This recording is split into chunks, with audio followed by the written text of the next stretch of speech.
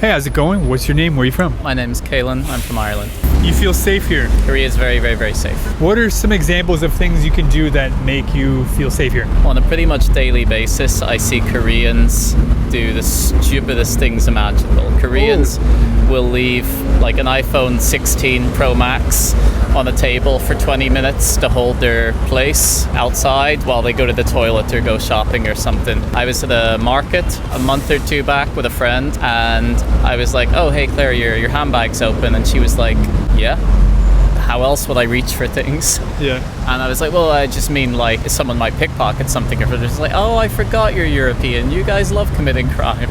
And I thought, I suppose from that point of view, yeah. Hey guys, how's it going? It's Sean. So I'm here in Hongdae and we're talking about crime, safety. Why is Korea so safe? And the bigger question, why do Asians just seem to commit less crimes? In fact, this claim is backed up by some science. In South Korea, the rate of homicide per 100,000 people is 0.48. That's nearly 12 times lower than the rate in the US, which is 6.8 per 100,000 people. But even in the US, among Asian populations who only make up around 6 to 7% of the population, Asian people only commit 1 to 2% of the violent crime. Another interesting study compared dropped phones and wallets in New York City to Tokyo. 88% of phones dropped by the researchers were handed into the police by Tokyo residents, whereas just 6% in New York. For wallets, 80% of Tokyo wallets made their way back, and it was only 10% in New York. So now let's find some people to talk to about this topic. Let's do it. Hey guys, how's it going? What's your name? Where are you from? My name is Diana and I'm from Sweden. I'm Alex, I'm from Sweden. What brings you to Korea? Vacation. I was an exchange student here, 2018. Since then I've been coming like now and then to visit. Do you feel safe in Korea? During the day, yeah. During the day? Like right now I feel pretty much safe. Yeah. Like I can, if I'm at a cafe, I can leave my bag and go to the bathroom. I would not do that in Sweden. During the night, I don't know, not alone. Not as much. Yeah. Hey, how's it going? What's your name? Where are you from? I'm Liv, I'm from England. What brings you to Korea? I'm actually studying at the moment. I'm just here for a year studying, so. You feel safe here? Yeah, massively. Like, I'm from London. For me, like, I couldn't go out at night on my own. It wouldn't be safe. But like here, I've done that loads of times and I feel fine. I recently watched a video which went over a study that showed that Asian people still commit crimes but commit far fewer crimes, even in other countries outside of Asia, for example, where I'm from in the US. I'm wondering if you can speculate as to why you think that is. I feel like there's a level of respect. Like, for example, like here, you never see litter anywhere, but there's no bins. Another thing, like, you don't get really graffiti here. Like, there's some, but you don't see it a lot. Yeah. Like, it's kind of weird when you do see it. Yeah. But elsewhere there is. And I do think it is just like a respect thing. It's deeply ingrained in like the culture and the language. I'm not too like aware of the statistics, but I'm Yes. also wondering if like the amount of cases being reported might be less. Like when I was here on studies, like we went out a lot and clubbing and stuff. There were some friends getting drugged. Get out of here. Yeah, yeah. Oh, goodness. Okay. It happens. You've heard and seen it. Yeah. Yes. Hey guys, how's it going? What's your names? Where are you from? It's going great. My name is Melissa and we are both from Germany. My name is Jolene. You feel safe here? Last time we were here, we had kind of both sides. Oh. Because my phone got stolen. In the club, it got stolen from my handbag 5 minutes after we entered the club. It was this bag, actually. And The it was same bag? Like, yeah, it was the same bag. My phone was like this. Just in my like that? bag, like that. But I had my hands above it. What? And I went to the toilet and came out and there were like a huge group of people and I couldn't pass because it was so packed. So I had to put my hands like that to go through the people. And in those 5 seconds I had my hands like that, my phone was gone. It was gone. But the good part is we got it back. We got it back. And Is that phone? yeah. It's that phone. And I think you will never get your phone back unless you're in Korea. Kind of got in contact with the dude who found called my him. phone. We called him and he was like, he found it on some random playground in Hongdae. And yeah, he drove 2 hours from Incheon actually because he lived there to bring me back my phone. Yeah. What a hero. But overall, I do think that it's pretty safe here. Hey, how's it going? What's your name? Where are you from? Hey guys, I'm Pashkino Mitchell. I go by Pash. I'm from London. Tash, you got really cool style. Thank you, man. I had to show out for Korea. Yeah, man. Everyone looks like they're cool and fresh out here, so I'm really matching the vibes. Is that the reputation that Seoul has? Yeah, from what I can see, and like when we watch K-dramas and you see it on TV, everyone's always looks put together, looks fresh. Yeah, the city looks like a cool city, it's super futuristic, super fun, so I'm happy to be here. Do you feel safe here? I feel very safe, and walking around, I went out last night, I didn't feel like anyone's watching me. Even walking around, like most cities I go to, I get stared at, especially in black, probably, if I'm being totally honest. You're black? Yeah. You didn't notice? No, I'm playing. But yeah, I get it, like, yeah, that's how it is around, and that's what makes me feel comfortable. Instantly, like getting around, traveling, subway, it just feels, everything feels safe to me. Yeah. It feels nice, yeah. Were you concerned about that before you came in? You're like, ah, shit, people are gonna be kind of like rude to me. Kind of. So when I went to Japan and Thailand, it's been like very like warm, welcoming, super nice. So when I came here, I weren't too sure how I'd be perceived, but yeah, like people are super warm, welcoming. Like the other day, I got lost on the train, and a nice lady like literally helped me out. She was like, "Where you going?" Barely spoke English, but she got me to my destination safely. So yeah, it's heartwarming. Warms the heart. I feel like they're a little bit similar to Germans because they really like to stick to rules, and there are just unspoken rules in this society that they just all follow along. I think that could be a reason for less crime. Are Germans rule followers? Yeah, very much. Really? It's getting Definitely. less. It's getting less Getting over less. time. We've got a lot of rules we have to stick to. A lot of rules. Super clean city. Yeah, That's a big indication for me where you feel safe is a super clean city. So you make a connection between the cleanliness of the city and Yeah. the safety. Yeah. Why do you because think that is? It's like a level of organization? level of organization one, but it's a level of care for where you're living. So you care about others around you. So you're not gonna pee in a corner or throw a cigarette somewhere or You're following rules. you're following. There you go. But I think maybe for Asian it's also that the self-image that they want to present to others, because I think that's really a high topic here, how you present yourself to others. And maybe doing crimes is just not fitting that picture. Do you think maybe poverty has something to do with it? I mean, there are homeless people here just like in Germany. There Okay. are people here sitting on the street Yeah. begging for money as well, and still they do not go into the stores and steal, as it seems, because the crime rate here is lower than, Right. for example, in Germany. So I don't know if that really is a part of that, because then technically those would be the people here that would have to do the crimes, right? You're smart. It's not just hot air, there is a little bit in there. Hey, how's it going? What's your name? Where are you from? So my name's Patrick. I'm from Shanghai. It's been pretty good today. Thanks for asking. Cool. How do you speak English so well? Because I went to international school back in Shanghai and also go to college in the US. So that's, I think, the reason why I can speak English quite fluently. What brings you to Korea? So me and my friends here, we're traveling to Korea. We just arrived yesterday. This is our second day here because we want to explore different Asian cities, different Asian countries. You like the kimchi, the Korean barbecue, all the soups and stuff? All the things. I'm a fan of every single one of them. You feel safe here? Very safe. We were wandering around this tree yesterday, like midnight, 1 a.m. And we felt very safe. But that's a common thing for all of the Asian countries, at least Asian countries, I would say so. You feel similarly in Shanghai? Of course. Yeah. Even more safer in Shanghai.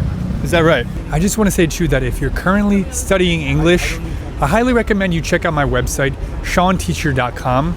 A lot of people are preparing to travel abroad. You want to order in a cafe, you want to order in a restaurant all by yourself. You want to talk to native English speakers, get to know them a little bit. You want to level up your English listening. Well, that is all available on my website with one purchase of the all-in-one package. And if you use the code EnglishLive, you can get 15% off on the purchase. Click the link down below to watch a free sample. Now let's continue the video. There's an interesting documentary I saw, and it was about a guy who was lending money, kind of a shady guy, but the way he would get people to pay him back was not by physical threats, not by anything like that, but by the threat of shaming them. About telling their family, about telling people around them, you know, this person has a lot of debt, and that would often get them to pay back the money. What about the shame of dishonoring your family? I think maybe that's more of a thing that maybe happens here. Asian thing, yeah. Yeah, because like back home, like, nah, I don't think my parents care. Yeah. They're like, oh, she's going away again? Okay, nice. I'm wondering if that affects the crime because they're afraid of shame. They don't want to do something that would bring shame Back to the upon family. them. Yeah, but yeah. then at the same time, there's a lot of self-destructive tendencies here. I won't get into that, but So I think that's the difference. So we will go outwards. They're going inwards. Inwards. Hey, how's it going? What's your name? Where are you from? I'm Theo and I'm from Belgium. In the US, there's actually a much lower percentage of divorce with Asians. Maybe that has an influence on lower crime. Oh yeah, because less problems in the family. It kind of makes me think about marriage too. Maybe even a bad marriage could be still, in some ways, better for the kid than divorced parents. Because I think a lot of Asians will stay together in an unhealthy marriage just because that's the culture. Each member of the family tries to fight for the relationship. They might not think about, oh, everything is happening in this family. He has his problems, I have mine, so we divorce. But they are thinking about, we made a commitment, so we are gonna focus only on the commitment. Yeah.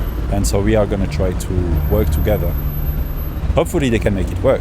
I know this is talking about divorce now, but it's related to crime. It's better for the kids to be in a healthy family, obviously, and they commit less crimes. I think a lot of people do divorce because they think, oh, this is the way it is now. It'll never change. I have to divorce. But actually, even if you're unhappy in a marriage, it can get better. Yeah. You can improve. And so maybe a lot of Asian couples, they experience that. Maybe it's bad for a time, but then they get older and they become more of a healthy couple. Yeah. And it's better for the kids.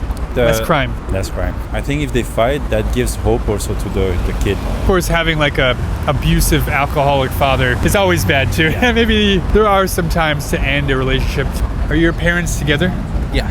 You think most parents in Shanghai are together? Yeah. Yeah. That must have a positive influence on the child. Of course. So I was born and raised in a very, happy and very coherent family. So I've been raised very well taught by my parents too, and they are very nice to each other. So that definitely influenced how I grew up. Yeah, there's so many things it could be. People talk about, like, say, Buddhism or whatever. It's because there's no crime in East Asia because everyone's a Buddhist. Well, there's also no crime amongst Koreans who are Catholic, right? Right. So like it could be lots of things. It's hard to separate it down. I'll say probably in the U.S., you see, like guy who's homeless on the street causing a nuisance or something, I think even legally, and it's very difficult to move that person. When you do find like homeless people here, for example, on a metro station, they're the most tranquil, like stay out of the way. Isn't that interesting? Like, if do you ever have like people like approaching you and being like, hey, give me like? Never. I never get that. I go to the train station in Washington, D.C. Girls just coming up, staring at us. Hey, do you have any money?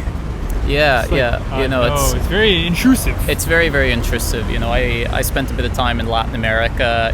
People will grab you, be like, hey, give me some money, such and such. You would never get that here. Even amongst people who are very poor, very struggling, you don't get that here. And part of it's, the tolerance for it's non-existent. The government spends a lot in terms of security camera.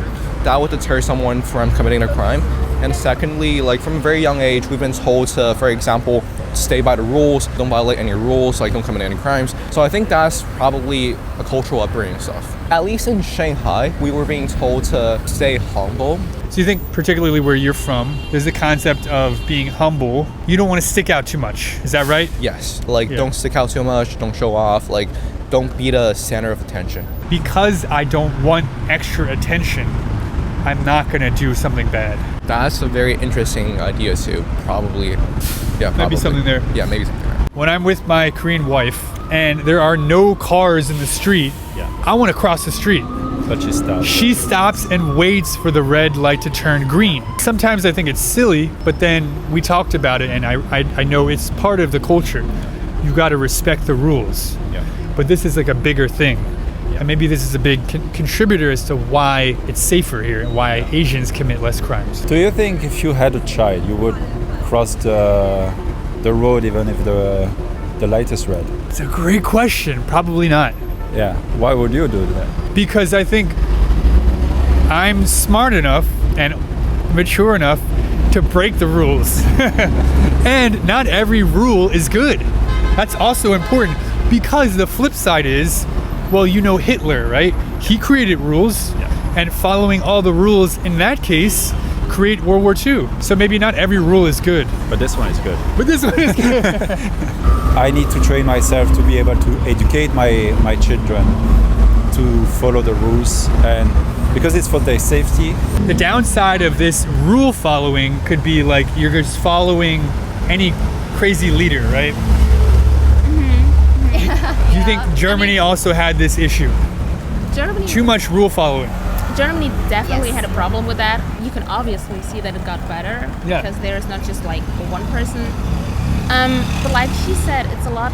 You have to stick to the system a lot. Like in Germany, we've got rules for everything. During wartime, people can obediently obey bad rules, bad laws, and you can see this maybe in North Korea, wartime Japan in World War II, right?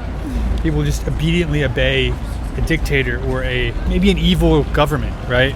Yeah. That instead of dissenting, which is maybe more of a thing that would happen in individualistic societies. Asia is more like, there's more of like a group mentality. You don't want to stick out necessarily. And being a criminal is sticking out. Kinda, yeah. Can I ask you a spicy question? Go ahead. Do you ever feel like there's a negative image of Asians in the US that they're easy to take advantage of? They're naive. Yes. Yes, tell me about that. Asian males, especially not females, but Asian males are pretty much at the bottom of the hierarchy in a Western culture. Like we're seen as like the dating hierarchy, or what hierarchy is every this? hierarchy. Like we're seen as the ones who are nerds, who are who are afraid to show off themselves, who are less talkative, and who are just like on the very, very outside of society. So that definitely negatively harmed our image because we're less exposed and we're less integrated into society, I would say. Do you think that's changing at all? Nowadays, more of my friends, more of the people I know, the Asians, we're becoming more like trying to integrate ourselves into society too, like make more friends, like being participating in every sports. So yeah, I'll say it's improving, All right, everyone, thank you so much for watching this video. Did you enjoy it? If so, please let me know in the comments down below. Once again, I'm Sean, and I'll see you in the next video. Bye.